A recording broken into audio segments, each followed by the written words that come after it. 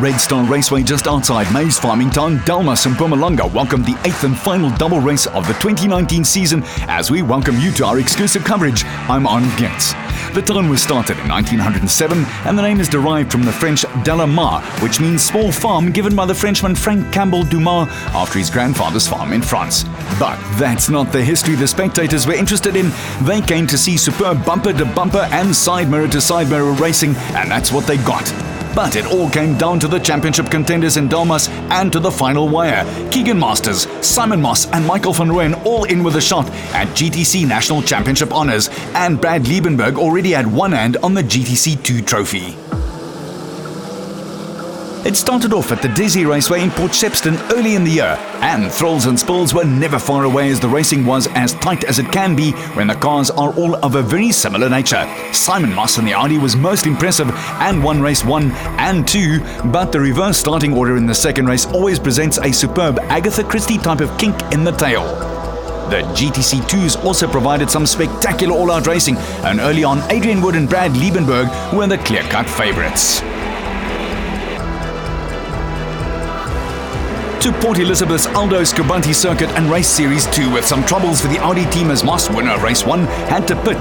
The rest of them went at it hammer and tongs. Then Chop Sepuka unceremoniously went off in a biggie.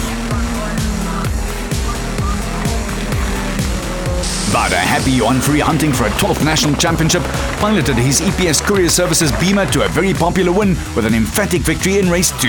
Masters was a happy man too, and it was a good VW day as Paul Hill won for the first time in 2019 ahead of Charles Smallberger. At Pretoria's old and classic Swartkop circuit, the multi-skilled Robert Volk was pushing hard up front, but got a little nudge that turned into a slow pas de deux, which the rest skillfully avoided. And that left Simon Moss with open tarmac ahead of him, as well as a checkered flag. Volk came through roaring back to take the second race in the reverse starting order, and the battle lines were drawn.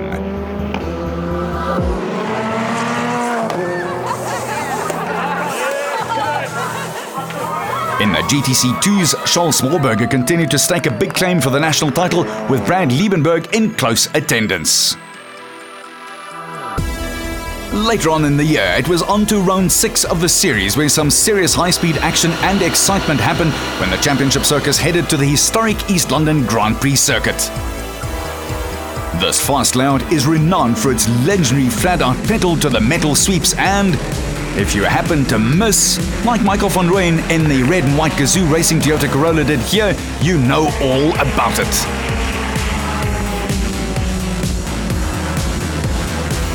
Up front though, 19-year-old Masters took a go-to-woe victory at the end of the hard-fought 8-lapper. Smallberger was comfortably ahead in his Universal Healthcare Golf, with Liebenberg extending his championship lead, just holding off Wood. In race 2, it was a surprise as Chop Sepuka won in a tight contest. Van Rooyen, Rowe, Masters and Fourie went past the checkered flag, all within just 1.8 seconds of each other. A maiden victory then for the ever-popular Chop Sepuka and the Audi, while Liebenberg cemented his spot at the top with yet another victory, ahead of Paul Hill and Wood a distant third after a mistake on the last lap. The circus next hopped to Cape Town's Killarney International Raceway, and Simon Moss clinched yet another pole position and the Dunlop check. With just 2 rounds of the season still up in the air, the top 5 on the points table headed into the second to last round with a mere 20 points separating them all. Liebenberg held a healthy 31-point margin over his teammate Wood in GTC 2. Moss had a superb start and was lucky to have missed the shenanigans that went on behind him as Keegan Masters and Robert Volk did a little two-step, although who led, no one really knew. Liebenberg also went farming, and that opened up the GTC 2s. Up front, Moss celebrated win number 7 in the Audi, with Johan Fourie right behind him, keeping his championship hopes alive.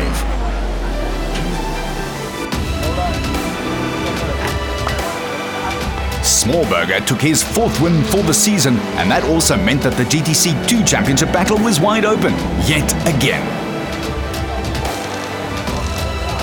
For the second race, the reverse order start again needed a very different approach, with Volk starting in pole. And as the lights went off, it was hell for leather. So much so that Johan Fourie went off-roading this time. Not something that would have pleased the big guy very much. The GTC2s were giving it horns and Smallberger and Wood were at it again, but this time the Golf driver was lucky to hold it down on terra firma. Charles was definitely a lucky man this time round. Van Rooyen was going well as opposed to Daniel Rowe, who had mechanical troubles and cruised in, leaving his teammate Masters to do the battling. But it was Robert Volk who won his second race of the season, becoming the third different victor of the day at Killarney, with Masters keeping the VW team right in the hunt. And it was a fourth different winner on the day, as Liebenberg also did a lighter flag job on the rest of the GTC2 field, with Wood in second and Paul Hill third, with the demise of Smallberger. The final points tally as we headed to Delmas looked like this. The battle would be between Masters in his Jetta, Moss in the Audi and Michael van Rooyen in his Toyota, both just a remarkable 2 points adrift after 14 races. GTC2 and the title here was between the Volkswagen Motorsport Golf pair of Brad Liebenberg and the Kyocera partnered Adrian Wood. Liebenberg was in a comfortable position and needed only 12 points to secure the title with the last race to spare, regardless of where Wood would end up. As things stood, VW's Keegan Masters and Brad Liebenberg were heading up the points table, but they were well aware that they would be endlessly pursued by some hungry and fierce rivals in round 8. Masters was pleased to be second on the grid. Not good to be in second on the outside for 2 corners here, but it's going to be a tricky one. Just need to be ahead of Simon and Van Rooyen, obviously. But a little bit nervous, but we'll see how it goes. Whatever happens, you know, it's racing, so hopefully it works in our favour though. And yeah, let's hope for a good race. Audi's Simon Moss with 8 wins and 6 poles was as cagey as ever.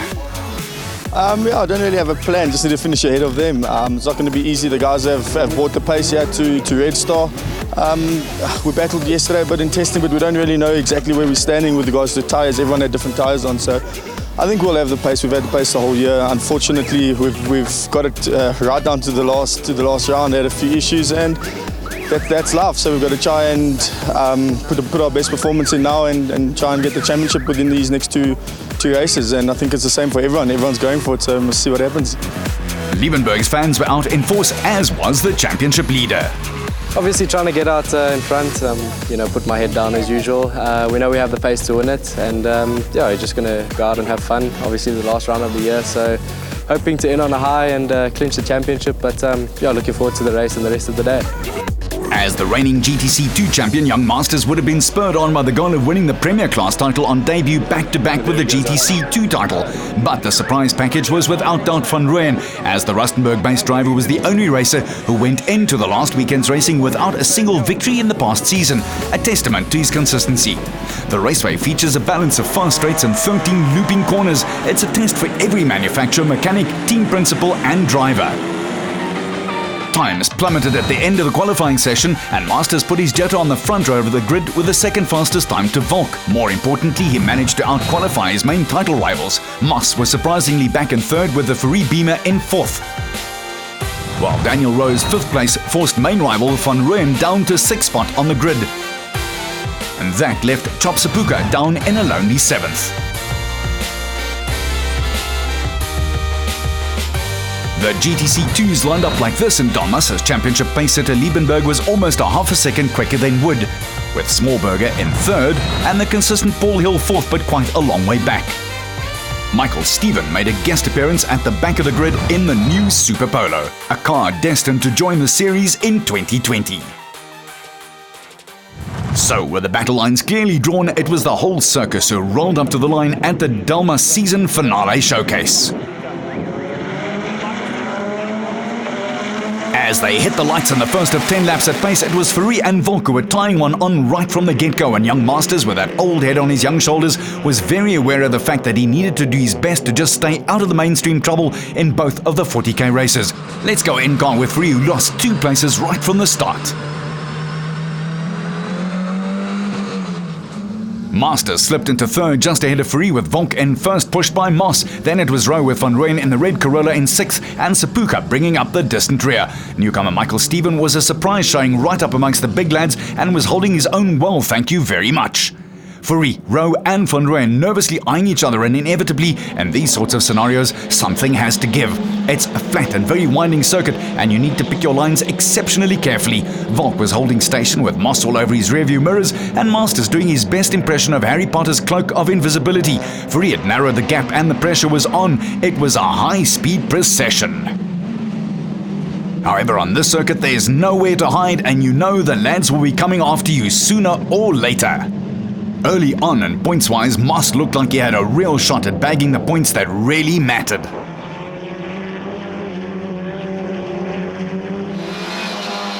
Masters had a ringside seat as Volk left the blacktop screen left. And in a vain attempt to regain control, smacked Moss one almighty bang. That left the 19-year-old with oodles of open space right ahead of him. As a wheel went by, it also left two of his closest title challengers, Moss and Volk, out of race one, and that took a massive amount of pressure off the VW man. However, Fourie was still right back there, and the crash-bang wallop up front concertinaed the whole field back together again. Fourie gave the leader a little friendly nudge, just so that he knew that he was there, okay? At the same time, Rowe could hold up Van Rooyen if it was necessary. Let's take another squiz at that one. Pole sitter Volk drifted wide, lost traction, and the right back rear end, and in a vain attempt to regain control, smacked Moss's Audi with an almighty bang which dislodged the left front wheel and almost careened Volk back into the oncoming traffic. It could have been ugly. From Moss's point of view, this is what happened.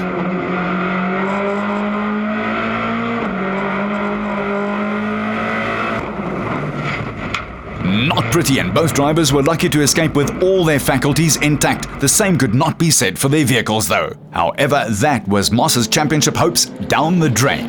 Now all the pressure was on Masters to maintain a healthy and breathable lead ahead of Fourie.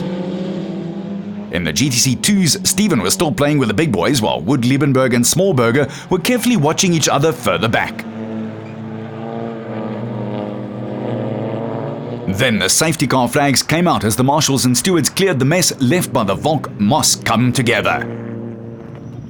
For a frustrating 5 laps, the car kept on going round and kept control of things until the two offending vehicles, who were presenting a danger right in the middle of the track, were whisked off, so no overtaking at this point. When the racers lined up for the restart, it was all back together again as the race resumed. Masters would have been slightly peeved at this, as Fourie could inch closer yet again, as could Van Rooyen to the second VW Jetta man, Rowe. Masters in full flow, a beautiful sight, and from here on in, the young man, barely out of his teenager years, would just have to steer clear of trouble. He got the jump on the veteran Fourie and kept it there.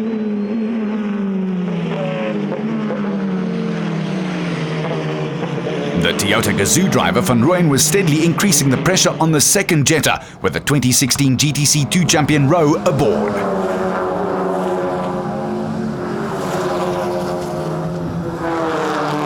In those very same 2s, it was Adrian Wood who was setting the pace in the championship battle, albeit a long way back from Michael Stephen, who was still holding his own up front. Liebenberg and Smallberger were in close attendance.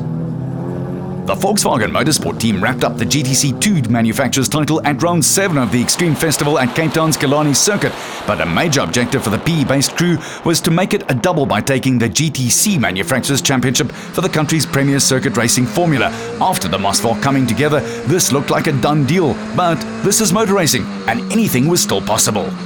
Fourie losing a little bit of ground on Masters up front, while the Toyota Jetta battle for 3rd and 4th was becoming rather agitated.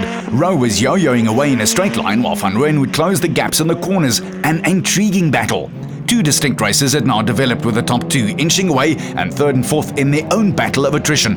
Rowe looked good when it was pedal to the metal, while the 38-year-old father of 2 Van Rooyen was keeping up his never-say-die attitude.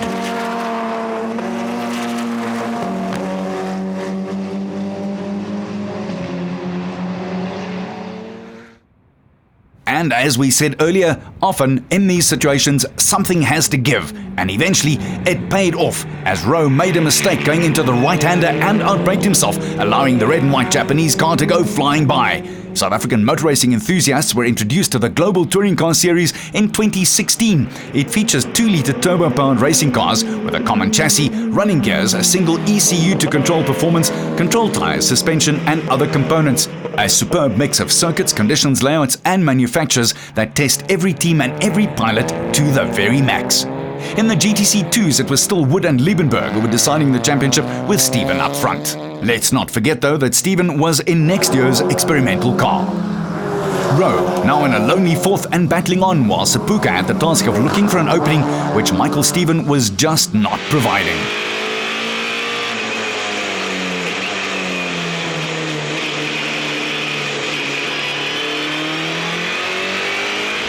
Masters piling on the speed and completely in control, while Fourie was now coming under fire from the Toyota Gazoo man Van Rooyen, who amazingly had not won in the last 4 years. So in his debut season, the Toyota team delivered a host of really good results and were in a position to challenge for the title, with a mathematical chance of Van Rooyen being able to take the title without even having a win to his name. But up front it was Masters who literally cruised home safely to win yet another one. Fourie was second and Van Rooyen third, while Michael Stephen shows some great pace in the new Polo Super Cup car. And right at the end of it all, mechanical gremlins for Rowe and Sepuka.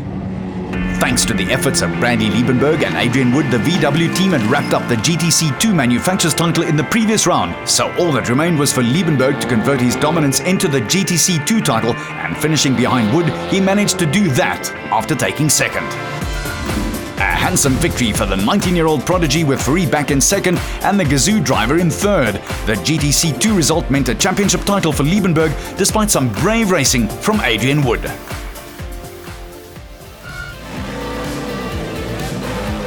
One thing was for sure, Liebenberg was in a celebratory mood in the paddock. Yeah, I can't complain. It's been a good year, good competition between Adrian, myself and Charles. But yeah, came out on top at the end. Over the moon about it, and yeah, now we just focus on the second race, and hopefully we can take the victory there just to end the year off in the best fashion.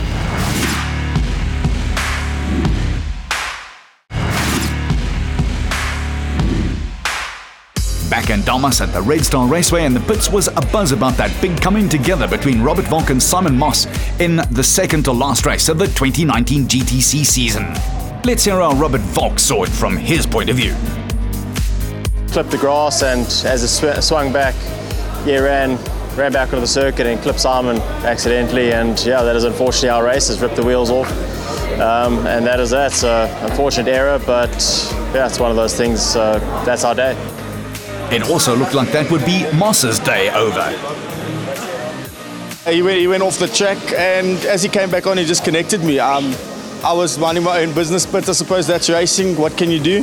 Had a great season so far, 8 victories, I think 6 poles. So clearly dominated the whole season, but it just didn't come together with the reverse grids and everything. But let's see what we can do for next year. We'll come back stronger and see what happens. The 16th and final race of the 2019 GTC Championship Series was ahead at the Red Star Raceway in Damas, and after all the calculators had done their work, the points showed that Keegan Masters' only title challenge with 1 race to go was from one Michael Van Rooyen. The Toyota driver had to win the race, and the Jetta man had to finish 4th or lower to lose the title. Masters started right from the back of the reverse grid and had a massive amount of work to do, so it looked like it was advantage Michael Van Rooyen.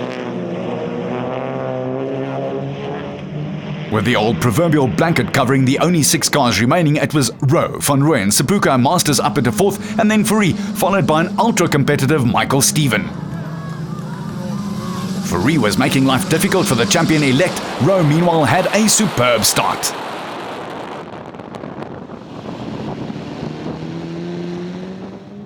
It was clear that Van Rooyen was coming out hard and making a real fist of it, but Rowe, clearly under team orders, was making his car as wide as he possibly could to hold off the red and white danger.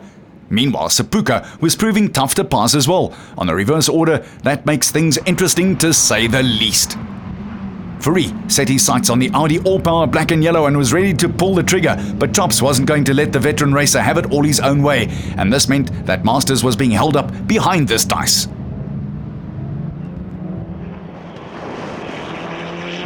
It was intriguing racing as it unfolded, chess at high speed.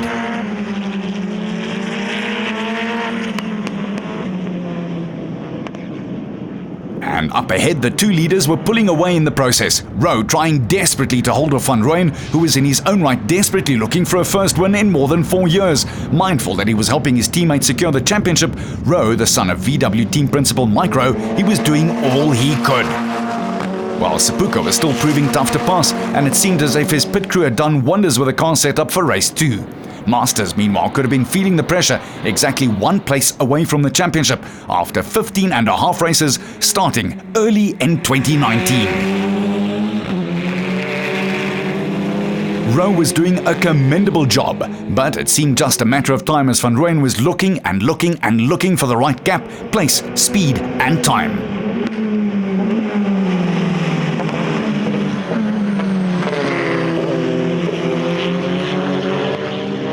In the GTC 2s, it was more of the same as Liebenberg and Wood again gave it their all, with Smallberger a surprising and rather disappointing third, and then it became clear why.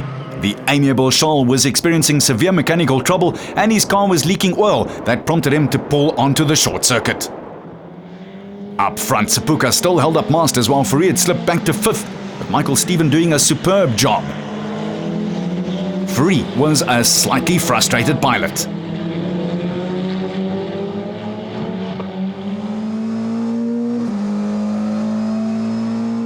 Talking frustrated, Van Rooyen showed some of it here as Rowe got onto the brakes a little heavy-footedly and got a smack for his troubles. That exposed Masters further back as the Gazoo driver went in pursuit of his first win in more than 48 months. And this incident also spurred Masters into action as he immediately increased the pressure on Sepuka in the Audi. And Fourie wasn't giving him any breathing space either.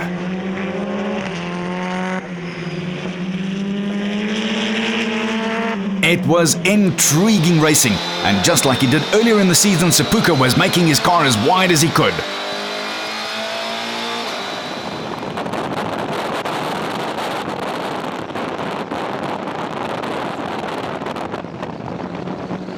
Let's take another look at that incident between Rowe and Van Rooyen. Rowe hard on the brakes, and Van Rooyen gives him a serious nudge. You can make up your own mind. Next up, it was Sepuka who felt the pressure and went off-roading, just enough to give his tyres a loss of traction when back on the tar, and Masters went past and into the championship winning place, but not for long. The racing here in the South African GTC Championship is as good as it gets anywhere, and Sepuka was not going to just lay down and die. No sir, he's a real fighter and proved it, forcing Masters to go wide and pick up some dirt in the rubber, Fourie the lucky recipient of the place lost. Keep in mind though that Masters needed to finish at least 4th to secure the title, and Van Rooyen holding the key was up the road. In the GTC 2s, it was still Liebenberg. And perhaps just feeling the pressure, Wood made a silly mistake and missed the right-hander completely, giving a few places away in the process. Let's hop in with Masters. Really frustrated with what's happening up front. Sometimes you hope and wish that there were microphones in the car. The pressure was really on as Masters wanted to at least secure a 3rd place to be absolutely sure of the championship victory. But Sepuka and Fourie could have cared less about that. They had their own battles to fight. Eventually though, Chops did make the mistake that let Fourie through. And even though he desperately tried to correct, he overcorrected, and it was sayonara, see you later. With the telltale signs of his earlier bumper bashing with Rowe in evidence, Van Rooyen was on his way to what would have been a very sweet-tasting victory, the first in 4 long years for the 38-year-old. Fourie's Beamer too showed the signs of a coming together, but he was free of the shackles and sprinting for home. Liebenberg was bringing it home too and was enjoying his feelings as the newly crowned GTC 2 champion. So Van Rooyen surged past Chop Sepuka at the start and quickly closed the gap to Volkswagen's Daniel Rowe. After a brief and intense tussle which resulted in that big bumper bash between the two, Van Rooyen edged the Jetta to streak to his maiden GTC victory in Delmas. Despite the heroic drive by Van Rooyen, the champion-elect Masters finished the race in 3rd, just behind a flying Johan Fourie. Masters in the process earning just enough points to stay ahead of the Toyota Corolla driver and claim that 2019 title by the smallest margin, just 3 points. The two Jettas came home to rousing applause and salams from their pit crew. while Van Rooyen's family wanted to celebrate a long-awaited victory.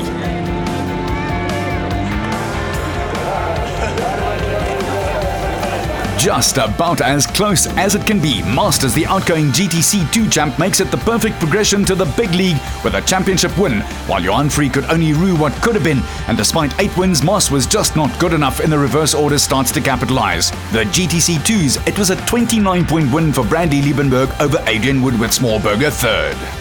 All credit goes to Volkswagen Motorsport. They gave me this opportunity, Macro.